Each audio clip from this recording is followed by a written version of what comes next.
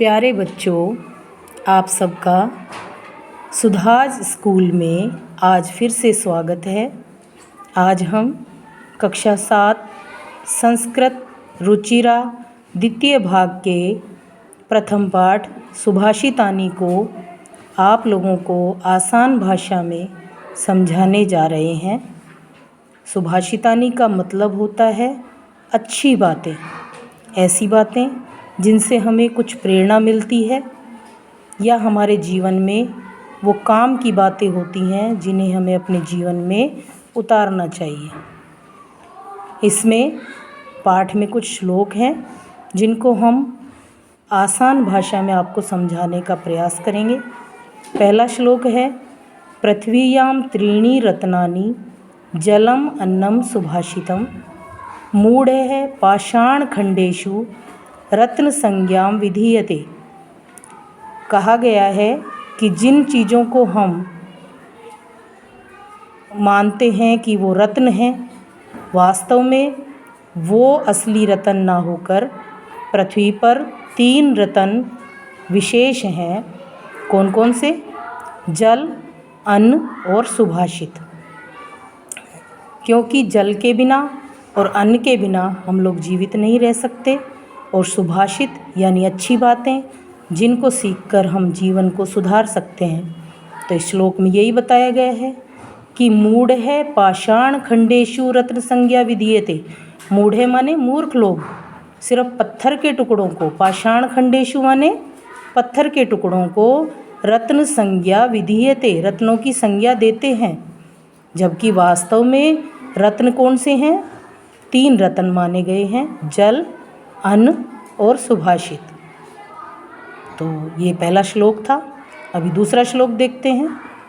सत्येन धार्यते पृथ्वी सत्येन तपते रवि सत्येन वाति वायुश्च सर्वं सत्ये प्रतिष्ठितम्। इसमें सच का महत्व बताया गया है कि सच के वजह से, सत्य की वजह से ही पृथ्वी धारण की गई है, पृथ्वी टिकी हुई है। सत्येन तपते रवि, और रवि माने सूर्य, सूर्य भी सच की वजह से ही तपता है। सत्येन वाति वायुश्च, वायु माने हवा, च माने और सच के कारण ही हवा बहती है। सर्वम सत्ये प्रतिष्ठितम, सब कुछ सत्य पर ही टिका हुआ है। इसलिए हम सबको क्या करना चाहिए? सत्य ही बोलना चाहिए, सत्य का ही सहारा लेना चाहिए। तीसरा श्लोक देखिए।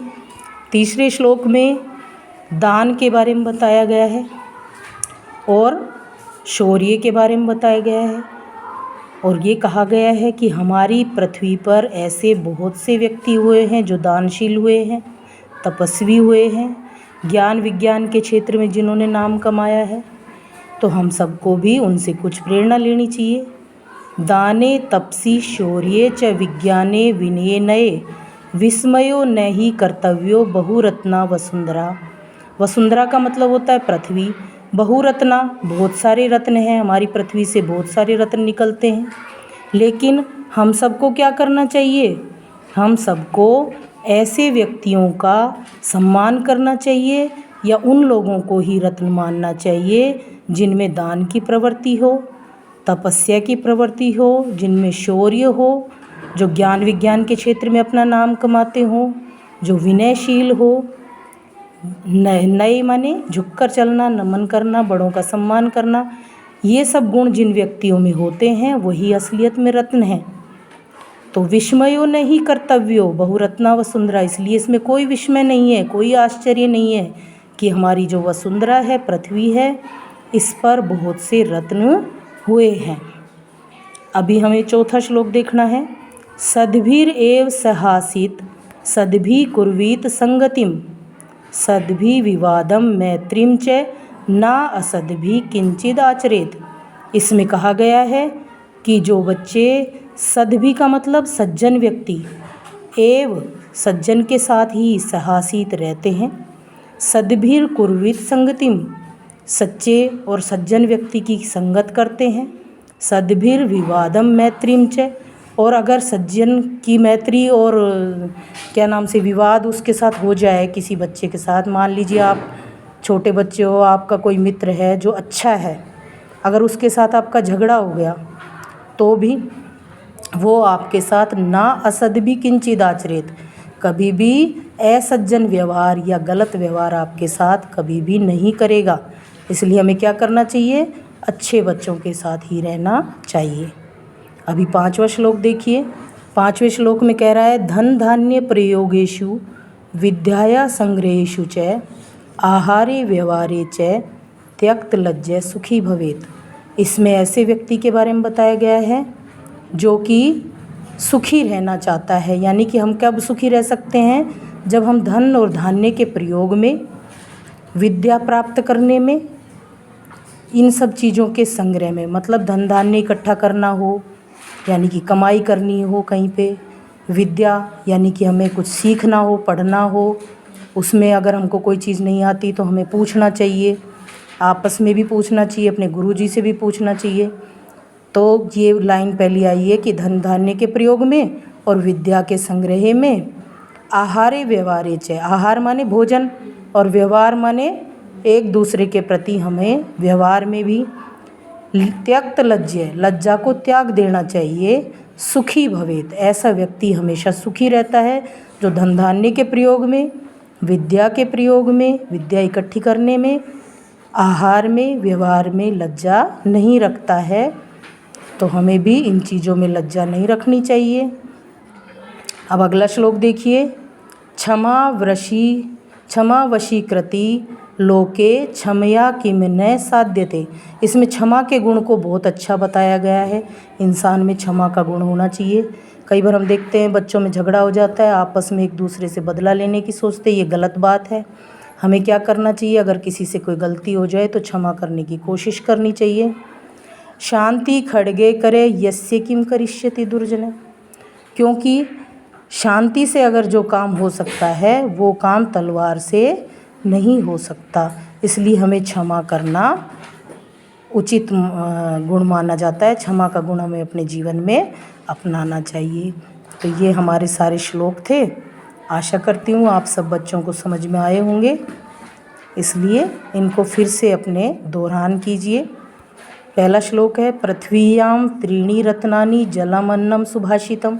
पृथ्वी पर 3 रत्न है, जल, अन्न और सुभाषित।